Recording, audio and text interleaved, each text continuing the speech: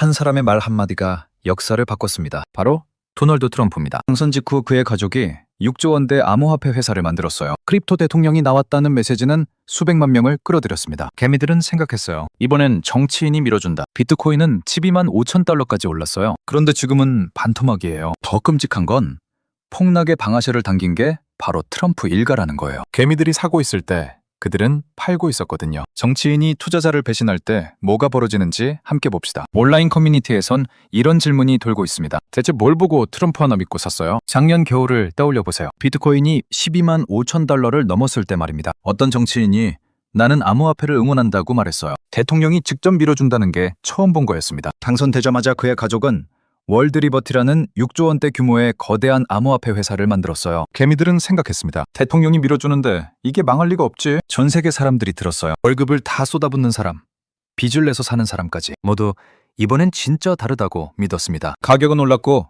12만 5천 달러를 넘겼습니다. 그리고 떨어지기 시작했어요. 20%, 그리고 30%, 결국 40%까지 떨어졌어요. 개미들은 일시적이겠지라며 기다렸지만 계속 떨어졌습니다. 지금은 반토막이에요. 온라인에선 분노가 터져나왔습니다. 계좌 스크린샷을 올리고 손실을 공유하면서 개미들은 깨달았어요. 트럼프 일가는 개미들이 사고 있을 때 이미 팔고 있었다는 걸 말입니다. 가격이 높을 때 자신들은 빠져나가고 개미들만 반토막 손실을 감당했습니다. 사람들은 좌절하기 시작했어요. 그리고 다른 쪽은 분노를 쏟아냈어요. 어떤 개미는 두려워서 자신의 코인을 못 보고 다른 개미는 빚만 남았어요. 일부는 더 못 견디고 팔아버렸습니다. 정치인의 한마디가 만들었습니다. 비트코인 고점에서 팔아버렸어요. 그 가족의 행동이 개미들의 꿈을 무너뜨렸습니다. 모든 것을요. 그런데 왜 사람들은 이렇게까지 믿었을까요? 우리 뇌에는 버그가 있어요. 권력 있는 사람이 말하면 우리는 무조건 믿으려고 합니다. 이건 버그가 아니라 진화의 결과예요. 주변 사람들이 다 하는 거면 나도 해야 한다는 심리가 있어요. 남들이 다 샀으면 나만 안 사면 떨어지는 기분이 들어요. 한 사람이 사요. 그럼 다른 사람도 사요. 그럼 또 다른 사람도 사요. 마치 도미노처럼요. 당신도 보이지 않는 압박을 느껴요. 아, 모두들 하고 있네?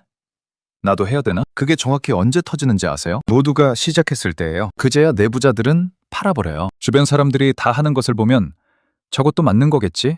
라고 생각하게 되는 거죠. 사람들 사이에서 이야기들이 퍼져나갔어요. 한 사람이 수익을 봤다고 하면 다른 사람도 나도 같은 걸 사야겠다고 생각했습니다. 마치 급행열차를 놓칠까봐 서두르는 것처럼요. 온라인에선 성공 사례들만 공유됐어요. 나 100만 원으로 시작해서 500만 원 됐다는 글이 수천 개 올라왔습니다. 손실을 본 사람들은 침묵했어요. 그들의 이야기는 알려지지 않았습니다. 이것을 생존자 편향이라고 합니다. 우리는 성공한 사람들만 보고 실패한 사람들은 보지 못하는 거죠. 정치인의 약속도 마찬가지였어요. 그는 구체적으로 뭘 하겠다고 말하지 않았습니다. 단지 암호화폐를 응원한다고만 했어요. 하지만 그 말만으로 충분했습니다. 개미들의 뇌는 나머지를 채워버렸거든요. 자신들이 원하는 미래를 그려버린 겁니다. 이 정치인이 밀어주면 이 산업은 성장할 거야. 그럼 나도 수익을 볼 거야. 이렇게 되면 투자는 더 이상 합리적인 판단이 아니라 신앙이 됩니다. 근데 여기서 중요한 질문이 생깁니다. 트럼프 일가는 정말 같은 신앙을 가지고 있었을까요? 사람들이 모르고 있던 게 하나 있습니다. 월드리버티라는 회사가 만들어진 순간부터 모든 게 계획되어 있었다는 거죠. 회사 설립에서 토큰 판매, 그리고 가격 상승, 대량 매도. 이건 우연이 아니라 수순입니다. 암호화폐 업계에선 이를 펌프 앤 덤프라고 부르는데 가격을 올렸다가 떨어질 때 팔아서 수익을 버는 전략입니다. 마치 풍선을 부풀렸다가 터트리는 것처럼요. 트럼프 일가는 이 게임의 규칙을 알고 있었어요. 아니, 규칙 자체를 만든 사람들이었습니다. 토큰을 처음 만들 때부터 그들은 언제 팔지를 정해놓았어요. 개미들이 언제쯤 충분히 들어올 것 같은지, 가격이 언제쯤 최고조가 될 것 같은지 계산했습니다. 그리고 정확한 시점에 팔아버렸습니다. 사람들은 그 시점에서도 여전히 가즈아를 외치고 있었어요. 아무것도 모른 채 기다리고만 있었습니다. 차이는 정보였습니다. 트럼프 일가는 내부자였고 개미들은 바깥쪽에 있었어요. 내부자는 모든 걸 알지만 바깥쪽 사람은 아무것도 모릅니다. 이게 공정한 게임일까요? 절대 아닙니다. 하지만 더 충격적인 건 이겁니다. 그들은 단순히 팔기만 한 게 아니었어요. 여기까지 들으면서 한 가지 궁금한 게 있을 겁니다. 그럼 개미들은 정말 아무것도 모르고 당한 거냐? 정답은 예스입니다. 월드리버티라는 6조 원대 규모의 회사가 만들어졌어요. 이름부터 좋죠? 세계의 자유라니까요. 그런데 이 회사의 토큰을 사면 당신은 그걸 팔 수 없습니다. 왜일까요? 락업이라는 장치 때문이에요. 쉽게 설명하면 이렇습니다. 당신이 은행에 돈을 넣었는데 자신이 원할 때 돈을 뺄 수 없다는 거죠. 은행장이 당신은 못 빼요 라고 말할 수 있다는 뜻이에요. 미친 소리죠? 근데 이게 야권에 있으면 법적으로 문제가 없습니다. 개미들은 읽지 않았어요. 몇백 페이지 되는 야권을 누가 읽겠습니까? 하지만 트럼프 일가는 어떨까요? 그들은 언제든 팔 수 있었어요. 가유라는 이름의 회사에서 오직 그들만 자유로웠던 거죠. VIP 클럽을 만들어 보세요. 입장권을 1,000만 원씩 팔아요. 근데 입장한 사람들은 나갈 수 없게 문을 잠가요. 오직 주인만 언제든 들어갔다 나올 수 있어요. 당신의 토큰 가격이 떨어지면 손실을 봅니다. 팔 수 없으니까요. 하지만 주인들은 가격이 높을 때 모두 팔아버려요. 이름부터 사기네요. 자유라니? 우린 갇혔는데? 온라인에서 이런 댓글이 올라왔습니다. 약관에 다 적혀 있었어요. 법적으로 문제가 없었어요. 근데 도덕적으로는 당신을 가두고 돈을 가져가는 구조를 자유라고 부르는 회사. 여기까진 개미들 입장입니다. 그런데 이 함정은 개미들한테만 있었을까요? 고래라는 말을 아시나요? 암호화폐 세계에서 엄청난 돈을 가진 사람을 이렇게 부릅니다. 개미가 아니라 진짜 고래. 수조 원대를 움직이는 사람들 말이에요. 트론이라는 암호화폐 회사의 창업자 저스틴 선이 있어요. 이 사람은 암호화폐 업계에서 손꼽히는 억만장자입니다. 자신의 회사로 엄청난 부를 쌓은 사람이죠. 그런 사람이 월드리버티에 약 1천억 원대를 투자했습니다. 당신이라면 왜 투자했을까요? 여러 가지 이유가 있겠죠. 새로운 기술이라고 생각했을 수도 있고 높은 수익률을 기대했을 수도 있어요. 물론 대통령이 밀어주는 프로젝트니까 성공할 거라고 생각했을 수도 있죠. 근데 투자한 지 며칠이 지나갑니다. 뭔가 이상합니다. 거래량이 이상해요. 가격 움직임이 정상이 아니에요. 보통의 시장 논리를 따르지 않는다는 생각이 듭니다. 이건 뭔가 잘못됐다. 당신이 억만장자라면 어떻게 할까요? 바로 빠져나가죠. 손절을 해요. 이 타이밍에 나가야겠다고 판단합니다. 저스틴 손도 같은 판단을 했어요. 1천억 원을 투자했지만 이상한 냄새가 났으니까요. 자신의 토큰을 다른 지갑으로 옮기기 시작했습니다. 자산을 보호하려고요. 그 순간이었어요. 계좌가 동결됐습니다. 월드리버티 회사가 일방적으로 동결한 거였어요. 당신은 팔 수 없습니다. 당신은 토큰을 옮길 수 없습니다. 억만장자인데도요. 세계적인 기업가인데도요. 생각해보세요. 당신이 은행에 돈 1천억 원을 맡겼습니다. 안전하다고 생각하고 맡겼어요. 어느 날 은행이 갑자기 말합니다. 죄송하지만 당신은 이 돈을 뺄 수 없습니다. 우리가 정해진 기간 동안만 보관하겠습니다. 뭐 하는 짓입니까?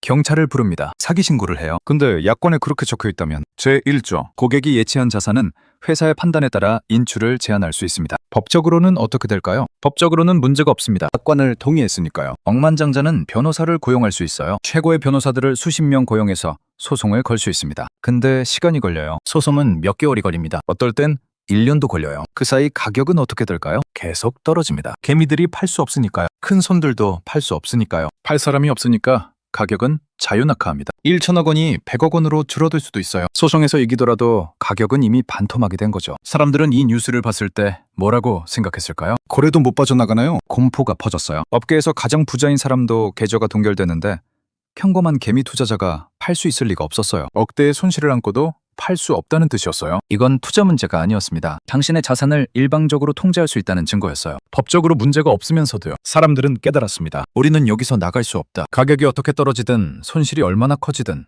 우리는 팔 수 없다. 그런데 정말 궁금한 건 이거예요. 트럼프 일가는 왜 처음부터 이런 구조를 만들었을까요? 투자자들을 가둬놓고 팔 수 없게 만드는 구조를 말이에요. 거기엔 더 큰 목적이 있었습니다. 왜 암호화폐 회사를 만들었을까요? 돈이 부족했나요? 이미 충분하죠. 명예? 이미 대통령이에요. 정치적 영향력? 그건 이미 가지고 있어요. 그럼 뭘까요? 트럼프 일가의 본업을 보면 됩니다. 부동산이에요. 호텔, 건물, 리조트. 전 세계에 트럼프 이름이 붙은 부동산이 있어요. 부동산은 비싸요. 초호화 리조트를 짓는데 수조 원대가 필요하고 운영비는 매년 수백억 원이 들어가요. 당선되자마자 6조 원대 규모의 월드리버티를 만든 이유가 뭘까요? 바로 그 돈을 부동산에 쓰기 위해서입니다. 몰디브에 트럼프 리조트가 있어요. 초호화 리조트죠. 세계의 부자들이 찾는 곳이에요. 근데 리조트도 비싸요. 확장하려면 돈이 필요하고 유지 보수에도 돈이 들어가요. 개미들의 6조 원이 어디로 흘러갈까요? 바로 트럼프 부동산으로요. 이걸 토큰화라고 부르는데 부동산을 토큰으로 만들어서 팝니다. 이 호텔의 일부를 소유하세요 라고요. 사람들은 생각합니다. 유명한 리조트의 일부를 소유할 수 있다고? 근데 실제로는 뭐가 일어날까요? 사람들의 돈이 들어와요. 그 돈이 리조트 운영비로 나가요. 또는 새로운 건설비로 나가요. 또는 그냥 트럼프 일가의 개인 자산으로 옮겨가요. 사람들은 토큰 만들고 있어요. 할 수도 없는 토큰 말이에요. 그 토큰의 가치가 뭐냐고요?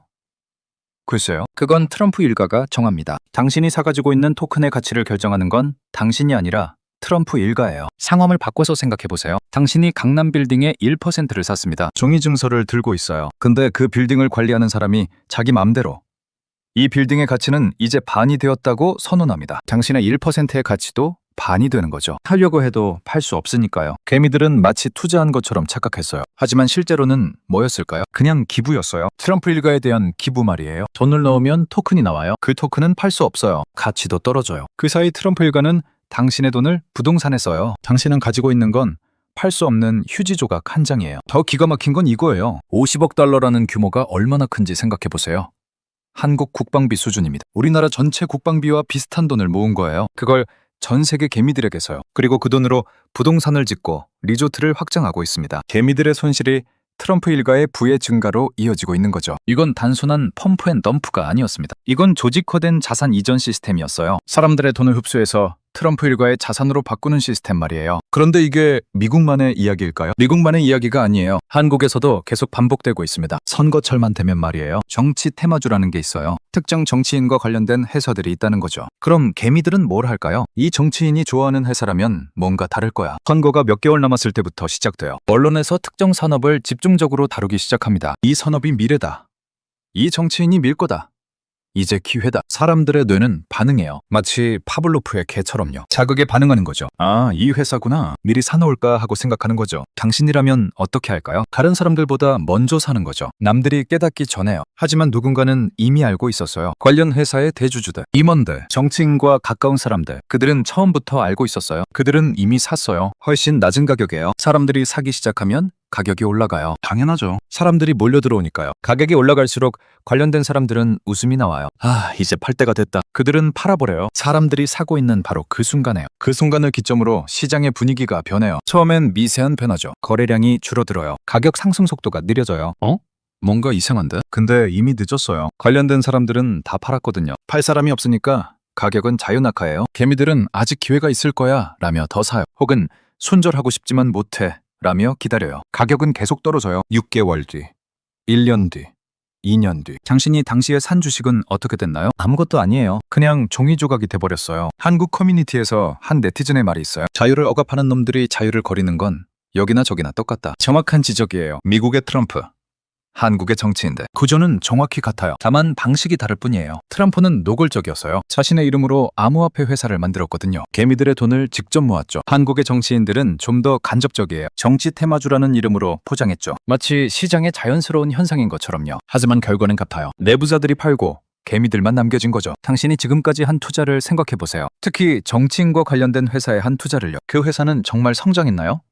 아니면 계속 떨어지고 있나요? 답은 이미 나와 있어요. 이제 우리가 해야 할 일을 알아야 합니다. 지금까지 우리가 본 것들을 정리해보세요. 트럼프 일가는 개미들을 가둬놓고 팔았어요. 한국의 정치인들은 개미들을 사고 팔게 했어요. 도전은 달라도 결과는 같았어요. 개미들의 손실이었어요. 그런데 여기서 정말 중요한 질문이 하나 있어요. 다음엔 어떻게 할 거냐고요. 지금 당신의 계좌를 열어보세요. 거기에 있는 종목들을 보세요. 당신은 그걸 왜 샀어요? 누군가가 좋은 기술이야, 미래 산업이야, 정치인이 밀어줄 거야 라고 말했나요? 아니면 당신이 직접 조사했나요? 그 회사의 실제 이익률은 얼마나 되나요? 배당금은 얼마나 주나요? 부채는 얼마나 있나요? 솔직하게 답해보세요. 만약 글쎄 모르는데? 라고 나왔다면 당신은 지금 위험해요. 당신은 구호를 믿고 투자한 거거든요. 트럼프 사건의 개미들처럼요. 그런데 여기서 깨달아야 할 게 있어요. 이건 도덕의 문제가 아니에요. 이건 구조의 문제예요. 도덕 없는 사람들이 항상 이길 구조가 만들어져 있다는 거죠. 트럼프 일가가 특별히 나쁜 사람들이어서 그런 게 아니에요. 그들은 단지 구조를 이용했을 뿐이에요. 그리고 그 구조는 어디에나 있어요. 암호화폐에도, 주식에도, 부동산에도, 정치에도요. 구호를 외치는 쪽이 항상 이기고 구호를 믿는 쪽이 항상 진다는 구조 말이에요. 그럼 당신은 뭘 할 수 있을까요? 첫 번째 구호를 의심하세요. 정치인이 밀어준다는 말만으로 사지 마세요. 미래 산업이다 라는 말만으로도 한 번 더 알아보세요. 전문가가 추천한다는 말도 의심하세요. 왜냐하면 그 말을 하는 사람이 이미 샀을 수도 있거든요. 두 번째, 돈의 흐름을 따라가세요. 내 돈이 어디로 가나? 이 질문을 항상 하세요. 당신의 투자금이 회사의 실제 성장에 쓰이나요? 아니면 누군가의 개인 자산으로 옮겨가나요? 당신이 산 토큰이나 주식의 가격을 결정하는 게 누구예요? 시장인가요? 아니면 그 회사의 주인인가요? 만약 주인이라면 위험해요. 그들은 언제든 당신의 가치를 반으로 깎아내릴 수 있거든요. 세 번째, 출구 전략을 세우세요. 당신이 투자할 때 이미 팔 때를 정해야 해요. 이 가격까지 올라가면 판다. 이 날짜까지만 기다린다. 이 뉴스가 나오면 빠져나간다. 그런데 만약 팔 수 없다면 그건 투자가 아니에요. 도박이거나 사기거든요. 네 번째, 당신이 이해하지 못하는 건 사지 마세요. 워런 버핏의 말이에요. 이해하지 못하는 사업에는 투자하지 말라. 당신이 사는 회사가 뭘 하는 회사인지 정확히 설명할 수 있나요? 그 회사가 돈을 어떻게 버는지 알 수 있나요? 만약 설명할 수 없다면 구호에 속은 거예요. 마지막으로 가장 중요한 거 하나. 당신의 지난 투자들을 돌아보세요. 당신이 번 돈과 잃은 돈이 뭐예요? 정직하게 계산해 보세요. 대부분의 개미들이 깨달을 거예요. 자신들이 많이 잃었다는 걸요. 그 손실을 만든 게 뭐였을까요? 좋은 기술이나 미래 산업 때문이 아니었어요. 구호를 믿었기 때문이었어요. 당신은 이제 선택해야 해요. 계속 같은 실수를 반복할 거냐? 아니면 지금부터 바꿀 거냐? 지난 몇십 년간 정치인들의 구호는 수백 번 바뀌었어요. 하지만 개미들이 지는 구조는 절대 바뀌지 않았어요. 이번엔 다를 거라고 믿지 마세요. 새로운 정치인, 새로운 기술, 새로운 산업. 하지만 같은 게임이에요. 당신이 깨어나야 게임이 바뀌어요. 오늘 영상이 유익하고 재밌으셨다면 구독과 좋아요 부탁드립니다. 영상 제작에 큰 힘이 됩니다. 다음 영상에서 뵙겠습니다.